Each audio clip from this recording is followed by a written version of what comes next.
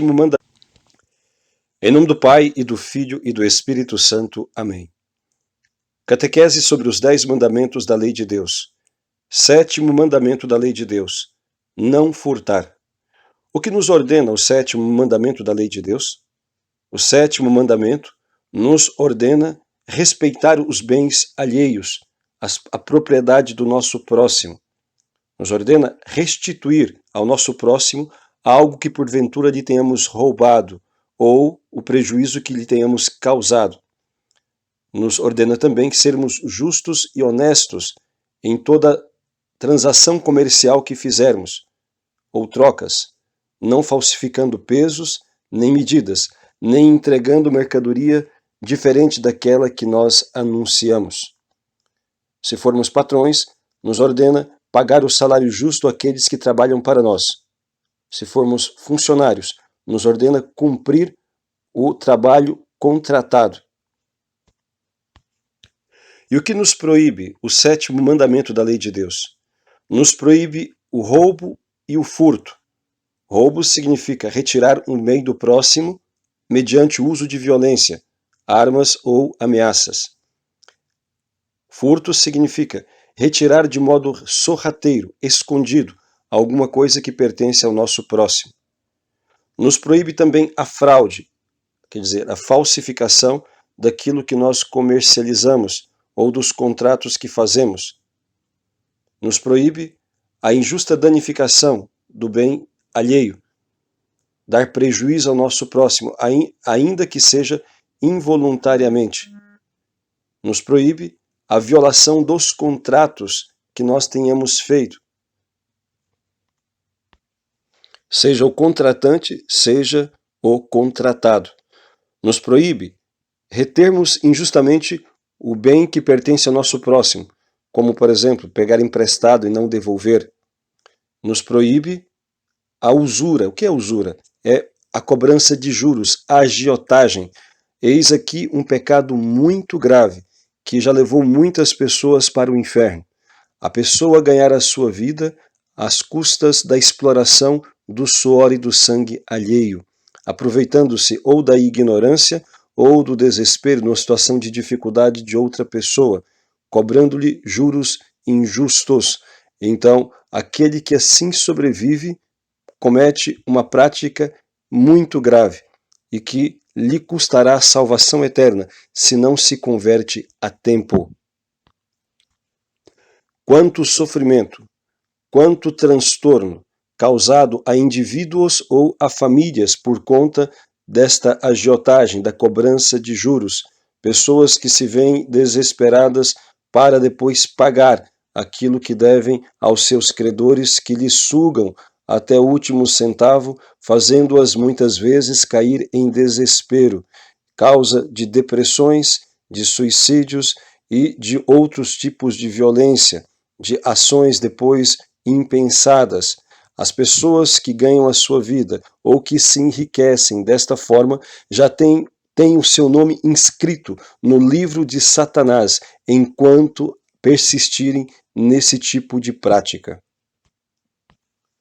O 7º mandamento proíbe ainda reter ou pagar de modo injusto, aquém do valor, o salário para aquele que trabalha. Diz o Catecismo da Igreja Católica que este é um dos pecados que bradam os céus e pedem a vingança de Deus, juntamente com a exploração de órfãos e viúvas e pessoas em situação de fragilidade. Se a pessoa foi contratada, deve receber o salário justo combinado, e não apenas uma parte, e muito menos ser-lhe negado o direito de receber pelo serviço prestado. As pessoas que incorrem neste pecado, negando o salário àqueles que trabalham ou explorando órfãos e viúvas, incorrem na ira de Deus, atraem sobre si e sobre os seus a ira de Deus. Muito grave pecado aos olhos de nosso Senhor. Mas é importante também dizer às pessoas que são contratadas e que recebem o salário por conta do trabalho que realizam, que é pecado contra o 7º mandamento, não cumprir ou não entregar o trabalho contratado. pessoas que chegam atrasadas no trabalho, pessoas que faltam ao trabalho, sejam funcionários públicos, sejam funcionários de empresas privadas ou mesmo prestadores de serviço. Se não cumprem aquilo que é contratado, também estão roubando. É uma forma de pecar contra o sétimo mandamento. O sétimo mandamento nos proíbe também reter, ficar com coisas achadas, caso nós tenhamos condições de saber quem é o dono. Os pecados contra o sétimo mandamento, não furtar, são pecados graves? Depende da importância do objeto. Por exemplo, se uma pessoa rouba um chocolate no mercado, comete pecado, mas certamente não é um pecado mortal que lhe faz perder a amizade com Deus. Mas se ela rouba a aposentadoria de um idoso, que depende disso para a sua sobrevivência, aí sim comete um pecado mortal. Roubar é sempre um pecado, mas a gravidade dependerá da matéria, do objeto que é roubado e da importância que tem para os seus donos. A confissão e a reparação dos pecados contra o sétimo mandamento tem uma particularidade que os demais não têm. E é muito importante estarem atentos a isto para que possam fazer boa confissão e justa reparação. Os demais mandamentos, quando se peca contra eles, o sacerdote que absolve os pecados irá dar uma penitência em forma de oração, em forma de algum tipo de mortificação ou caridade para que sejam feitos.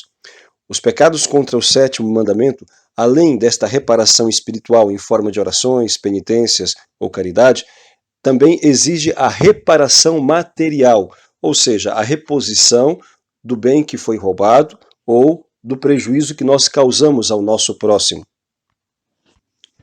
Por exemplo, se alguém roubou uma bicicleta, não basta confessar que roubou a bicicleta, deve devolver a bicicleta ou o valor que lhe corresponde. Se uma pessoa roubou R$ 1.000 do seu patrão, não basta confessar que arrependeu-se de ter roubado os R$ 1.000, precisa devolver-lhes, ainda que de forma oculta, mas é necessário devolver-lhes. E se a pessoa deu prejuízo, por exemplo, a pessoa quebrou um copo na casa de alguém, enfim, ela deve pagar aquele copo, salvo se o dono daquele copo lhe perdoa este prejuízo. Assim, todos os males referentes ao sétimo mandamento, os roubos ou prejuízos que causamos ao nosso próximo, quando confessados, devem então também serem reparados, ou seja, devolvidos. E se não é possível devolver o dinheiro ou o valor àquela pessoa que eu roubei porque já fazem muitos anos, já não o vejo, não conheço ou já morreu, pode ser devolvido aos seus herdeiros, filhos, etc.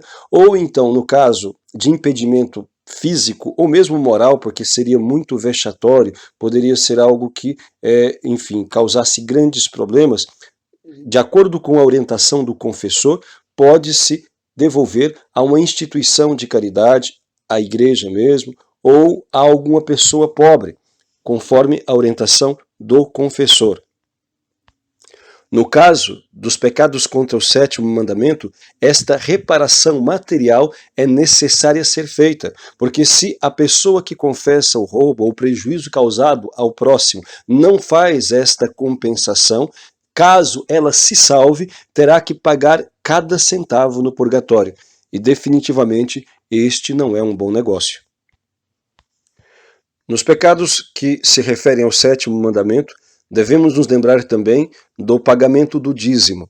Não pagar o dízimo, as pessoas que têm renda, não pagar o dízimo, também é uma forma de roubar aquilo que pertence a Deus e à obra de sua igreja. Tem o dever de pagar o dízimo as pessoas que têm renda. Evidentemente que quem não tem renda não tem obrigação de pagar o dízimo. E qual é o valor do dízimo? Qual é a porcentagem do dízimo? A igreja não estabelece uma porcentagem, porém a palavra de Deus nos diz, dízimo significa 10%, é a medida mais ou menos justa, portanto, para ser devolvida na igreja ou em alguma obra de evangelização, 10% daquilo que se ganha, mas não há uma regra estabelecida. Diz o 5º mandamento da igreja que deve-se pagar o dízimo conforme o costume. Mas se toma o 10% como base, porque é bíblico e é a referência que o próprio Deus nos dá. E quem dá calote em Deus também vai ter que pagar no purgatório, caso não faça a reposição. Claro que o confessor, o sacerdote, pode perdoar esta dívida e fazer uma forma adequada de reposição, de forma que o penitente consiga fazer. Ninguém está obrigado a fazer aquilo que não lhe é possível, mas deve fazer a justa reparação. Como se vê, os pecados contra o 7º mandamento não são apenas roubos e assaltos, mas o prejuízo que se dá ao nosso próximo por se lhe estragar algo, por se reter aquilo que lhe pertence, ou por não se cumprir o contrato que com ele nós realizamos. Muitas pessoas cometem pecados ou leves ou graves contra este mandamento. Funcionários públicos, funcionários de empresa privada, pessoas que enganam nos seus negócios, pessoas que vendem gato por lebre, pessoas que pesos e medidas, e assim por diante. É necessário confessá-los todos com justez e pedir ao sacerdote que absolve a justa reparação, pedir a ele. Caso o sacerdote não dê, você deve fazer a caridade, deve mais ou menos calcular e, de acordo com a sua possibilidade, repor em forma de obras de caridade ou a alguma instituição que cuide de pobres. E no caso do dízimo, ou a própria igreja, ou alguma instituição que evangelize, alguma comunidade ou missionários que estão na missão.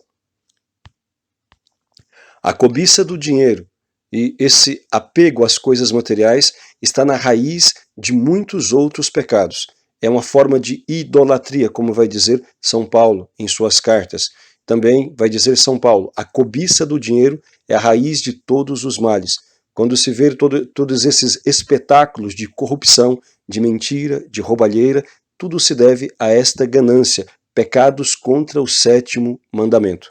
Peçamos à Santíssima Virgem, nossa Mãe do Céu, que nos dê a consciência da eternidade e de que tudo neste mundo passa muito depressa. E como disse nosso Senhor, que nós ajuntemos tesouros no céu, onde a traça não rói e os ladrões não roubam. Louvado seja nosso Senhor Jesus Cristo.